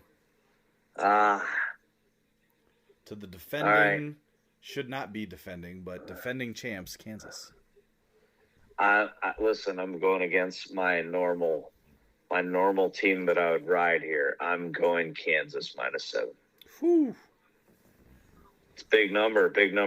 Kansas coming off of a loss to Kansas State. So is TCU. Yeah, but it's at Fog, and Fog accounts for at least 3-4 points, in my opinion. Trey? Frankly, I hate capping the Big 12 conference. I'm truly awful at it. I'm going to go out on a limb, and I'm a huge ACC fan, but Big 12 basketball is the best to watch.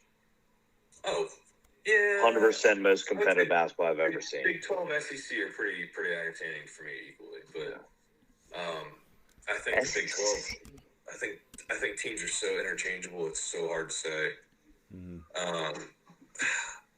The line itself is kind of fishy. I know we talked about finding the fine line of is it beneficial, take advantage of it, or do they know something we don't? Right. And I think this is one of those games where they know something we don't. Yeah. I'm going to go Kansas minus 7 as well. Yeah. I just think that they're hot right now. They got a consistent coach, unlike Texas. I just think that they're going to take care of business with TCU. Yeah. Also, I know it's probably just the purple color, but I have the hardest time mixing up TCU and Kansas State. They're in the same conference. They play the same teams, and it's like I truly think they're like one team. It's the hardest thing for me to like gap them. Jamie Dixon, just look for the hair. I avoid betting on either team. That's why I'm betting on Kansas. Also, that's another factor. I'm also on Kansas -7. I mean, as much as I want to try to take the TCU +7, I just don't think. I think what'll happen is you're going to get one of those games where TCU players are going to be a little too starry-eyed and be like, "Oh my gosh, it's Kansas," and I think they'll just kind of roll over. I'll say this: I think it's going to be close initially, and I think in the second half, Kansas will really turn it on and put it on them. So I'm taking Kansas -7 as well.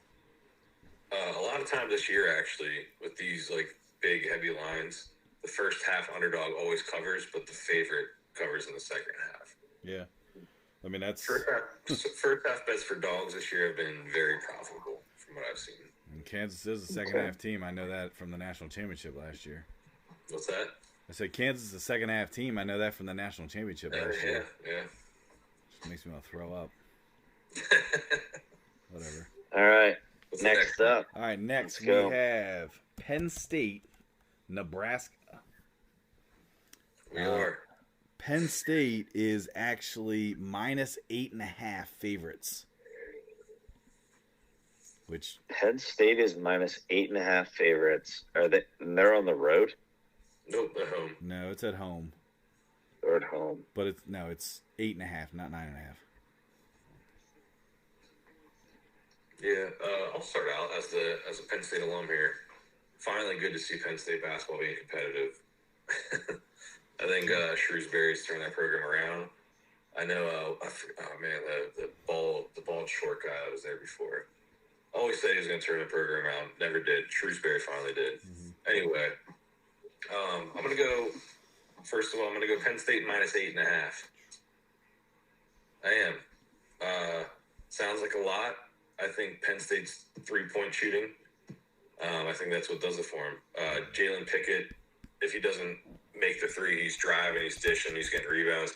He literally leads his team in every single category: points, rebounds, assists. There's a left-handed shooter. I think his name is Seth Lundy. Absolute money if he's having a good game. If he's hitting shots tomorrow, I think Penn State wins by close to 20 points. Wow. Bold prediction, but they're at home. It's a Saturday. It's going to be on the Big Ten Network. It's going to be a good game, I think. Nebraska's streaky. They have beaten big teams. They've pulled out some upsets this year, but I think Penn State take this game. Jalen Pickett, Seth Lundy. Who you got, Trent? Whew. I'm gonna. Oh man. 2:15 Saturday in State College. This ain't a football game, so. I know. We're becoming a basketball school, Tyler. No, they're not. That's what's tough right now. I mean, Nebraska,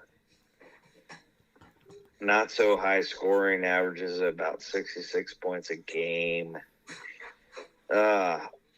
Nebraska is coming off of a semi-good win against Ohio State where they pulled off a 63-60 victory. Penn State coming off of a tough loss at 63-60 against Wisconsin. It's kind of weird that both those were the same scores. I know, right? It's typical Big Ten score too, you know. Yeah. I gotta go. That's a lot of points, and in my opinion, Penn State does, like, when they win and they win good, they're hitting their 3-point shots. Exactly. Live and die by it. But when you live by it, you can also die by it. And I'm going to have to take Nebraska and the points in this situation with +8.5. That's too much. For a Big Ten battle between two teams that are like middle of the pack of the Big Ten, I'm going to have to go Nebraska +8.5. Penn State wins, but Nebraska covers. Yeah, I'm also on the Nebraska points there for 8.5. I don't think Penn State's any good. I don't think Nebraska's any good either. And, kind of like Trent alluded to, I think middle of the pack teams looking at this with 8.5, I just think it's too steep. I'm actually surprised the line is that steep for for a team that's 12-6 and a team that's 10-9. I'm going Nebraska plus 8.5. I don't think they'll necessarily win, but again, good teams win, great teams cover. So, give me Nebraska 8.5. Next one we got here is another Big Ten matchup. We have Iowa and Ohio State. What do you guys got for this line? Hang on. I'm pulling it up right now.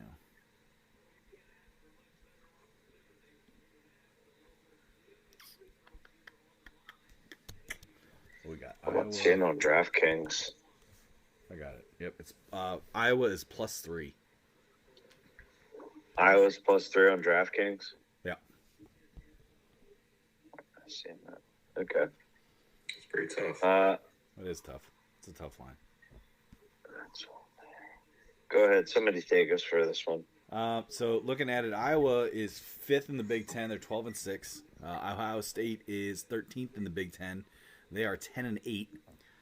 Kind of surprising to me. I didn't realize that Ohio State's record was that terrible. The game is being played in Ohio State. Just to kind of look at some trends of things. So Iowa's been pretty hot. Ohio State has not been hot. Agreed. Yeah. That's kind of where I'm at too. It looks like they're coming off of respectively Iowa a 4-game win streak, Iowa State a 5-game losing streak. Granted, one of those losses was against Nebraska, the team we just talked about. I don't think Ohio State has that, I don't think they're the same team they usually are. They're not. They're usually a big post presence, dominate you down low. Yeah. Next year, I don't think they're relying on that as much, and I think it's showing because they're losing a lot of games. They're not as competitive as what they usually have been. But the same with Iowa. I think they're just a very streaky team. Yeah. I think they just thrive in the Big Ten. Sure. Like they do in football too. What's that? So kind of like they do in football too. Oh yeah, absolutely. Yeah. Recently they've had some good wins though. Yeah. Maryland, Michigan. Those are both home games. Rutgers and Indiana. It's just this game is one of those ones that doesn't make sense to me too much. Mm-hmm. I am on Iowa +3. I'm gonna piggyback you, Tyler. I'm gonna agree with that. Okay. I just Ohio State's actually lost their last 5. Nebraska, Rutgers, Minnesota, Maryland, and Purdue. They were all close games, which again kind of is the reason why that I'm looking at Iowa +3 because I was getting 3 points. With as close as some of the games that Ohio State's been in, I don't like them from a spread standpoint being the favorite. So I'm going to take Iowa +3. Where are you at, Trent? Tell you what, my research involved looking at who's available for Ohio State, which is if Key is available for Ohio State, who's worth about 12, 13 points a game and probably close to averaging double-double, which right now he is not listed on Ohio State's injuries, which in this little cold stretch that we're talking about with Ohio State, he's been out. Ohio State's at home. They want to save their season. They got to win this game. Yeah. So I'm going to take a desperate Ohio State team. Okay. And granted, for the board, I got to take their points, correct? Or can I take their money line? Or no, we're doing points. Doing points. Yeah. I don't know. We didn't really talk about that, but I guess you could take the money line if you wanted to. No, we're doing spreads on that. Yeah, let's not doing spreads on it. Yeah. So if I'm going to assume that Key is playing, his injury I believe was a shoulder, so it's not a matter of can I get up and down the court, but it was a shoulder. I'm going to take Ohio State -3. I think they bounce back, and I think with home court, I think Ohio State covers -3. With free throws late. That's the tricky thing about college basketball. Yeah, I think free throws late get Ohio State over that hump to cover. Okay, that's a fair assessment. Mm-hmm. All right, next game we have is Texas Tech and Kansas State. Texas Tech is +5. Nope. I took an early line. It's wrong. I mean, that's what the line is currently. So early line FanDuel -4.5. 4.5. Kansas State, huh? Is that the line you want to use? 4.5. Yeah. Okay. I'll also jump on that Kansas 4.5. I mean, if you can only get it at 5, I'd also take it at 5. But I do like, especially if you have it at 4.5.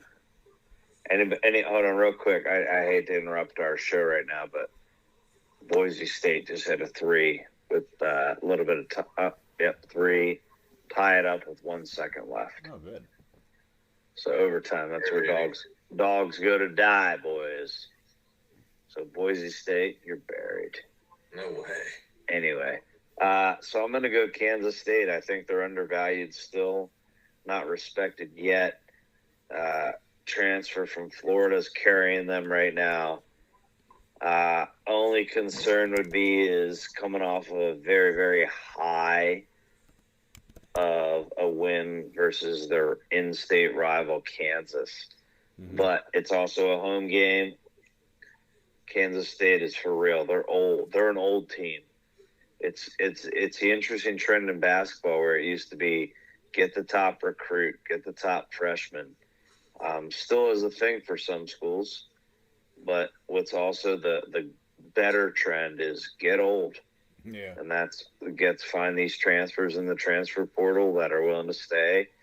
These COVID seniors that are staying are having hell of an impact on college basketball. And transfer from Florida for Kansas State. I want to say it's Keldon Johnson. Might be off on the name, but he's carrying them. They're for real. Keontae, sorry. He's for real. Kansas State -4.5. Book it now. Yeah, I think we got a consensus pick on this one with Kansas State. I don't think they're going to have a hangover game from beating Kansas. I think Kansas State's kind of a legit team. I know I get them confused with TCU a lot, and I hate capping the Big 12. But Texas Tech started out as a decent-looking threat in the Big 12 and stuff, but lately they just kind of fizzled out, and I don't think they're coming back. Agreed.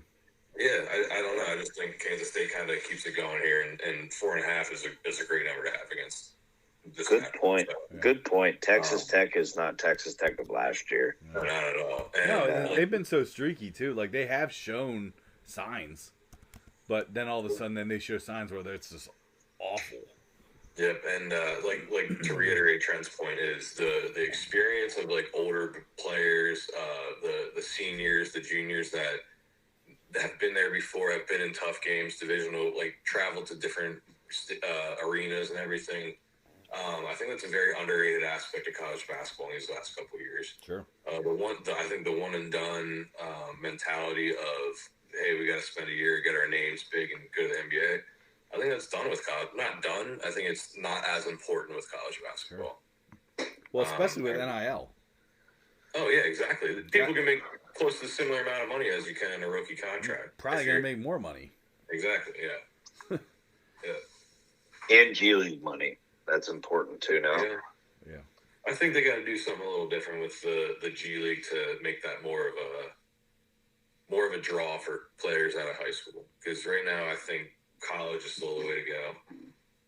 You get more recognition, TV time, like everything. So, all right. Next one we got here on the board, which there's got to be something up with this. I was actually just looking this up, but I know the line has changed. I don't remember what it was initially, but we have Iowa State, Oklahoma State. Iowa State and Oklahoma State right now are a straight up pick 'em on DraftKings. Wow. And I mean, Iowa State's obviously ranked number 12 in the country right now. You know, and I checked FanDuel too. They're also just getting a half a point. Like, I don't know why. I am all on trap. I know, literally. Makes you think it. It does, but at the same time, I am going to pull for the Purdy Cyclones and go with Iowa State.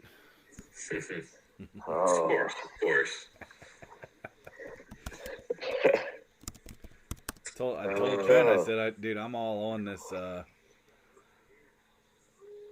What I'll do here is I'll just put him. I'll put him as a PK. Actually, no, I'll just put money. I'll put a money line down. I'm gonna not. This is a tough one. So I've flashbacks of the Iowa State game that I bet on. Yeah. Where from literally minute 2 of the first half, Iowa State was down 20 and never. I don't think gained any points from 20 points, but I'm still going to go with them this game against Oklahoma State. Iowa State. What's that? You said Iowa. Oh yeah, I'm gonna take them as a pick 'em. Okay. Looking at their last couple of matchups, they have kept it close between everyone. They've won 4 of their last 5, and they lost to Kansas by 2 at Kansas. Right. It does seem trappy.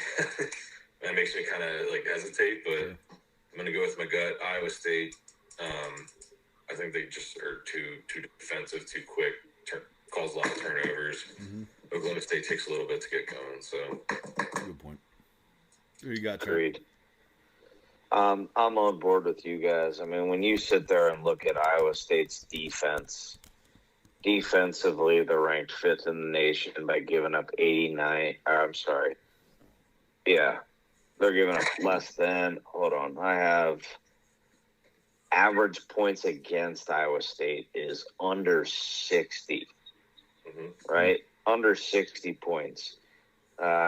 Oklahoma State averages 68 points. I mean, I just don't see how this, I mean, unless like Trey, you sometimes like to say is like sometimes you think something's so obvious, but it just goes to show you that the books are so much further ahead of you.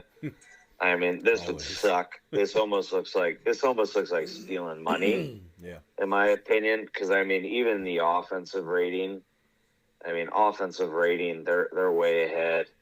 True shooting way ahead. Turnovers way ahead. Steals. I mean, it's not even a joke. I mean, steals. Iowa State is ranked 9th in the country, whereas Oklahoma State is ranked 224th. Offensive rebounds, 73rd in the country.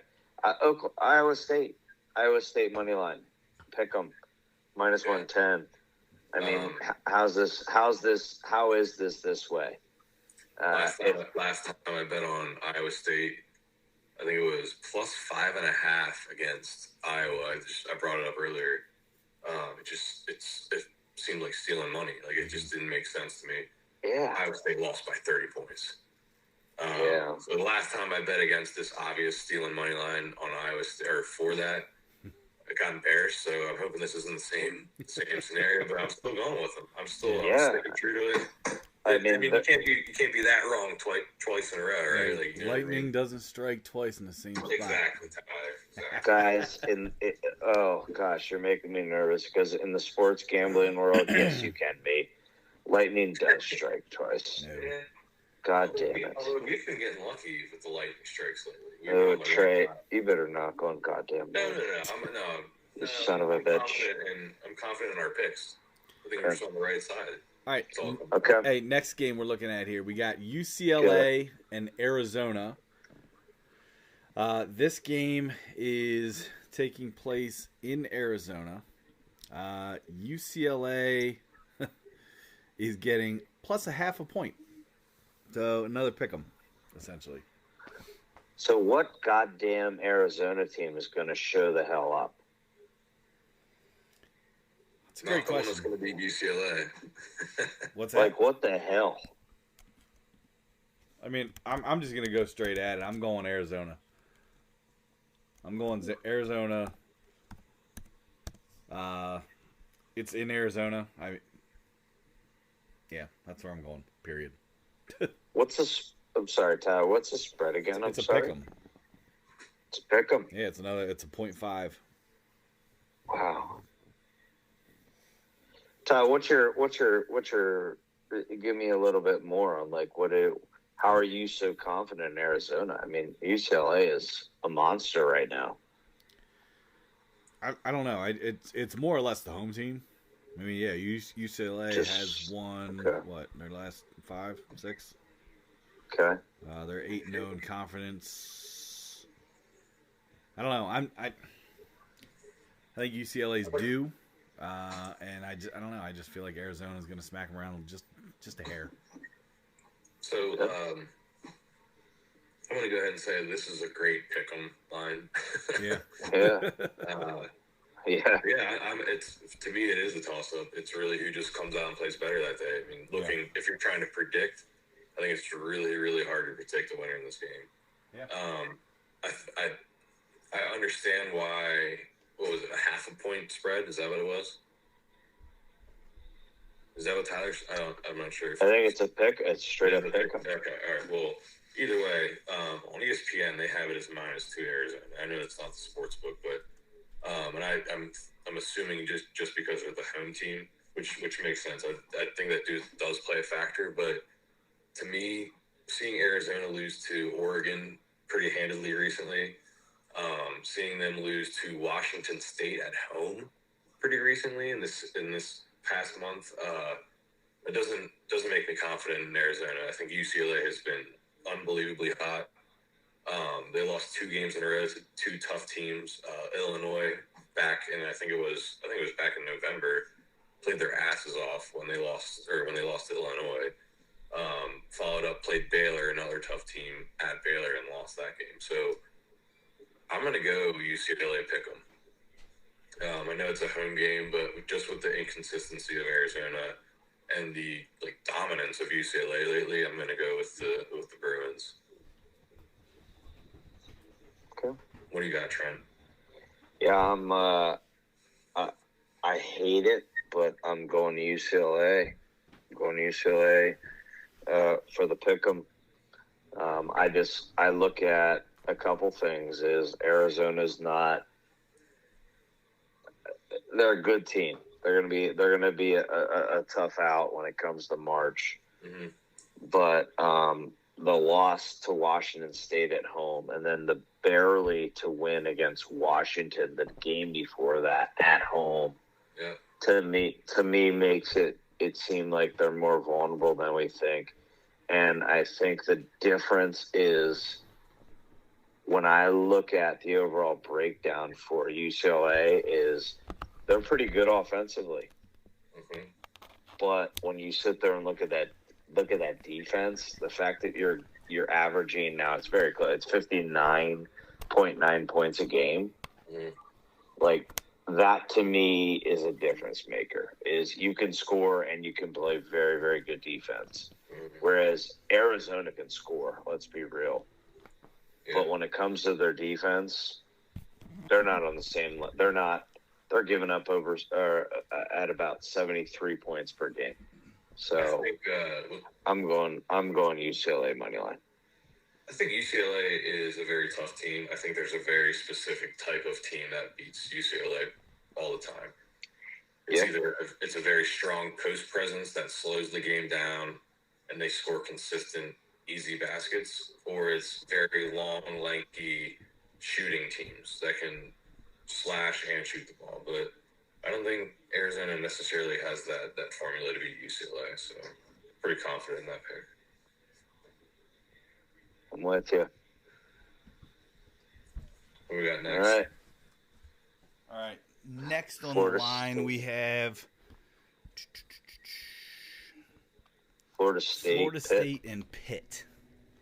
Mm. And all right. Let me pull up and see where that's at now. Florida State, Pitt. I got Pitt -7.5 against Florida State. That's your pick? No, I'm saying Pitt is favored 7.5 right now. Hey, real quick, you guys both said UCLA, right? Yes. Yes. I will go ahead right now, and I'm going to just put it out there. I know Florida State's coming off of a pretty good matchup, but I am going to be taking Pitt. I think Pitt is better than we think. We're not giving them enough credit. I'm going Pitt minus 7.5 against Florida State. Shoo. It's in the zoo, isn't it, huh? Absolutely. Yeah, I'm going Pitt, man. It's a lot of points, but oof. You know what? No, I'm not going Pitt. Oh. No, I'm not going to do that. I feel pretty confident in the fact that... You guys watching this? Yeah. I am. I'm pretty confident in the fact that I do think that... I won 2.5, baby. I took New Mexico money line, so I won 2. Ah. Yes. All right, we both won. That's good stuff. Tyler won 2. Holy cow. Yes, I did. Yeah. Sorry, my TV's a little delayed here. You took money line, Tyler? Yeah. I took 2.5 Boise State. Wow. I just took straight up money line from the pregame. So, hey, I'm on the Florida State bandwagon here with plus 7.5. Wow. That's where I'm going. Okay. Me personally, I understand Florida State's coming into their own. I'm not buying it necessarily, so I'm taking Pitt minus 7.5. Look at, I know it's. Oh, rebound! Look at rebounds. Look at free throws. Look at everything. Pitt is everything. Superior. It's Pitt Like wins I said, by, I'm not saying that. 15. I'm not saying that Pitt's not going to win. I just don't think they're going to cover 7.5. Pitt wins by 15 plus. I think Pitt wins. I completely agree with that. Wait, I just thought you were on board with Florida State. No. He said he was on board for Pitt. I said they're coming into their own, and they look like they're having some good wins here and there. But Florida State is Florida State. Yeah, they're not Florida State of years past. Not at all. No. No. They lost to Troy Stetson, I think it was. Yeah, it's bad. Let's look at this: Stetson, UCF, Troy, Siena, Stanford, who's one of the worst teams in college basketball this year. Not worst, but very bad. Yeah. They lost to Nebraska by 20 points. Come on, Tyler. Yeah. Dude, you got your own opinion, man. That's cool. I'm cool with that, man. All right. And the last one we have here. One more. Yeah, last one we got here is kind of more of lower conference game here, just to kind of make it interesting. I got Bellarmine and Lipscomb, and we have Bellarmine is plus 6.5. Really? Not gonna be able to find that for some reason. DraftKings does not have that, so that's on FanDuel right now. And Bellarmine is 6.5. Yep. That's surprising. Whew. I am all over Bellarmine plus 6.5. Yeah, I was gonna say that doesn't really make sense to me. Yeah, anytime you can take them, especially as dogs, they're kind of one of my teams this year that I haven't put it really out publicly with stuff, but ever since they beat me last year in the tournament with one of my other teams, I've been all over that. So. Well, okay, so here's the thing. This is why I like handicapping these lower like market games. Bellarmine's strength of schedule's got to be one of the best in the country. Totally. Can they make the tournament this year finally? Louisville isn't good, but they played Louisville and beat them. They played Clemson and lost by 10, which is a great win, or a great loss, I should say. They played Duke, lost by less than 20. UCLA, Kentucky. Who else? Murray State, who's pretty good. Liberty is good this year.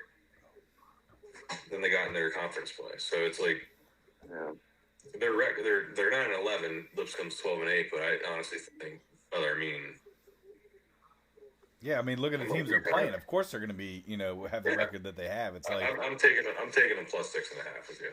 Yeah. Can they make the tournament this year? This might be their first year. That they can, right? I think so. I think it was like a 2-year probation period or something. Yeah, that's what it is. Yeah, 2 or 3 years, but yeah. What you got, Trent? You're right in the sense of this is where if you look or when you look at these small conference games and you strictly just look off of statistics, or if you strictly look off of record, you have to be very careful. Yeah. You must pay attention to their schedule because that's a great point Trey brought up. I mean, you just named top 25 teams like boom, boom, boom. Even their like Loyola Marymount, very competitive team. Yeah. So now you sit there and look at those things and you say, okay, who did Lipscomb play? Okay, they played at Notre Dame. They lost by 1 to Notre Dame. Notre Dame right now is sub 500, right? They played at Michigan. They got beat by 8 by Michigan. Michigan, I believe, is like 10-8, 10-9 at this point. Yeah, they're not. Lipscomb also beat Louisville, 75-67. However, Louisville is atrocious. They're one of the worst teams. Yeah, but Louisville? Ever. I don't care they're playing the ACC. They are so bad this year. So when you sit there and you look at this all and you're looking at, okay, home team, Lipscomb's averaging, 75 a game, whereas Bellarmine is averaging 66. But you're right. Bellarmine has played a much tougher schedule. So I gotta take now. I heard. Did you say 6.5, Ty? Yeah, 6.5. Bellarmine. Okay, I'm seeing on Score Mobile and Barstool that you can get Bellarmine +7. Whew. Yeah, take that. So I'm gonna take wherever you're at. I like the 6.5, but obviously I love the 7 because you get that little extra push. Because I'll tell you what, that half point matters big time in life, as we know. But yes, we do. I'm on board with this. I think this is a team one where I'm gonna take Bellarmine. Do it. The only other game I think that I wanted to talk about that I didn't have on the board, rather big one tomorrow, at least from the media standpoint, is Kentucky and A&M. This isn't something we have on the board, like I said, but A&M is +5.5 in this game. Yeah, I'm gonna ride the wave right now. They got me against one of my favorite teams to bet on, which I am betting on Georgia tomorrow, -3.5. But I'm going to take Kansas. Kansas? You mean Kentucky? I'm sorry. I apologize. Wrong blue blood. Yeah, Kentucky -5.5. Okay. I think at home on a Saturday, I think they're going to win pretty handily. I was let down by Texas A&M not too long ago. I think it was watching that game. I think they should have covered, but I'm gonna have to go. I'm gonna go with A&M. I really am. I think Kentucky's not the same team. I think the game that Kentucky just covered in recently, Georgia. Yes, yeah, because I think Oscar Sheboy played the game of his life, and Dude, he was nuts. Yeah, he was nuts. But can we also say that was a result of Calipari blatantly calling the player of the year out, saying he has not spent time in the gym? Like, that's where I think I like how do you pronounce his last name? Sheboy. Yeah. That's where I think he is. He's going to show up again and again and again and again. And I think Kentucky. Don't get me wrong, guys. You know me. I'm no Kentucky fan by any means, but I think this is where Kentucky makes a little run, saves their tournament hopes. Can I tell you something? Or this and is I think at least they win handily tomorrow. is Trent. Texas A&M, I feel like, is another very experienced, big, like almost manpower team. Every single one of their players is very strong, very physical. Okay. I think that Georgia is not like that. I think Georgia's been playing above expectations this year. And I think their coach has them hyped up. But when Oscar Tshiebwe, defending player of the year, decides to take over, he's going to dominate a game against a team like Georgia. Texas A&M, if he tries to do that, he's going to force shots. He's not going to get the shots that he was getting against Georgia. And I hope he does. I honestly hope they try to run their offense through him, because he is not the person to run an offense through, especially against a team like A&M. He's physical, who can pound it inside, and they can also shoot the three. I think, what is it? What's plus 5.5? Yeah. I might sprinkle the money line. Well, A&M. Yeah, I think that they win that game. I think A&M is a very tough team this year. So real quick, just to kind of back up, Trey, I'm looking at some data and some stats here. I mean, they're 5-0 in their conference, A&M is. All right, and they have not lost since Christmas time. So they've won actually 7 of their last 7 games. So they're all riding a streak here. So are they even ranked? I don't believe so. I think they're 13-6 or 13-5. Yeah, 13-5, and they're second in the SEC. I don't know, and they're playing against the SEC, who's a very competitive conference, right. Like very competitive. Right, and they haven't lost in the SEC. Exactly. I don't know how. I think they're very underappreciated, underrated, and overlooked team. The only thing that Kentucky has really, going for them, in my opinion, is that it's at home. Yeah. It's college basketball at home. I mean, the atmosphere is completely different. Yeah, and I think, what is it? The general is that you give 3 points for home field or home court. Yeah, something like that. So essentially, it's. So can I, real quick here to close this up, fellas? Yeah. Can you?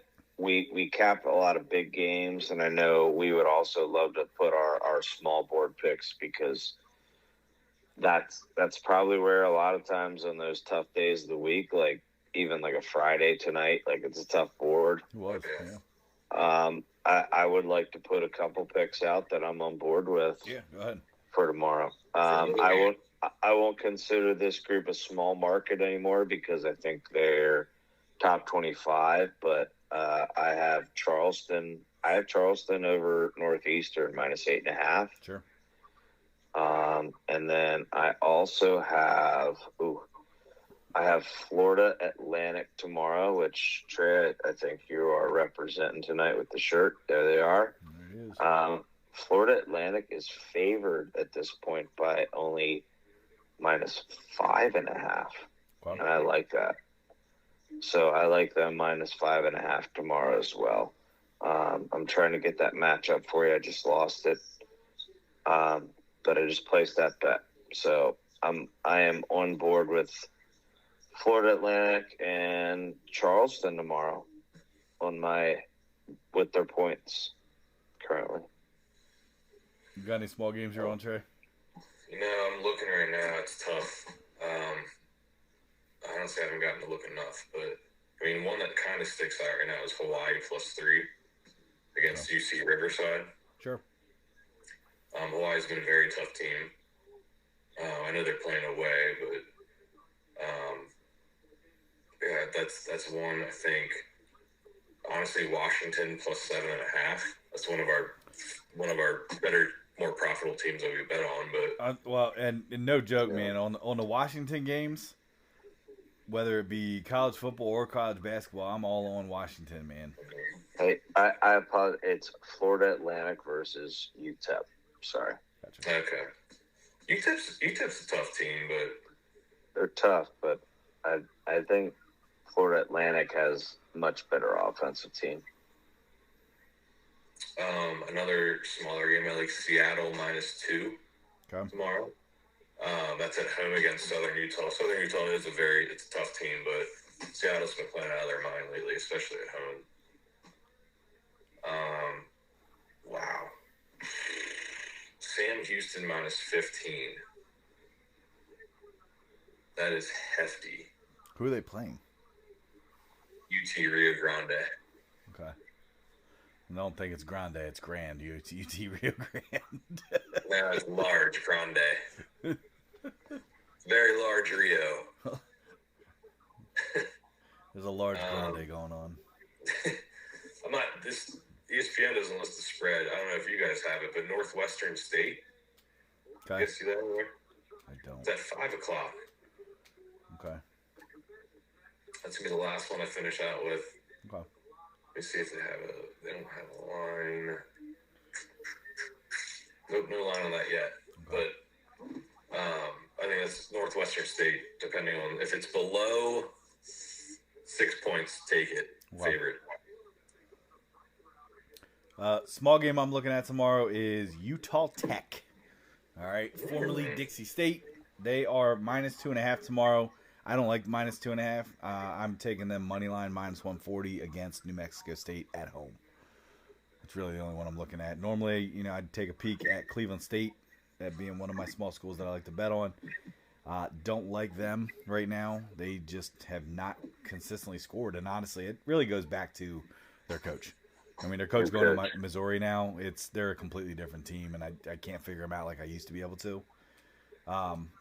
The other one that you can kind of take a peek at, too, that I've always really haven't talked about a ton is Tarleton State.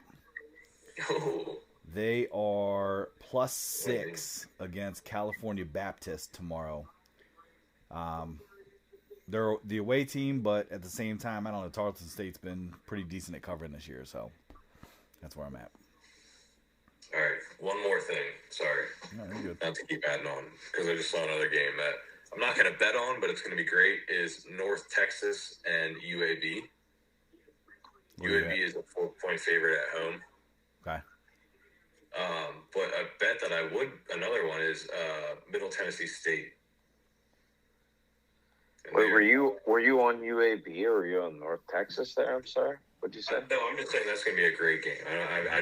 I'm avoiding that because the only reason I'd consider North Texas is if UAB is continuing without their leading scorer. Yeah, very true. So, but Middle Tennessee State, Louisiana Tech. Middle Tennessee State is 3.5-point underdogs in that game. Doesn't make sense to me. Yeah, they usually surprise some teams. Yeah. Yeah, those are just the ones that stick out to me. Cool. College basketball, gotta love it. Heck yeah. Oh yeah. All right, guys. Hey. Well, it's been real. Those are our picks right now. So we obviously covered, NFL games for tomorrow. We got 2 games tomorrow, 2 games Sunday.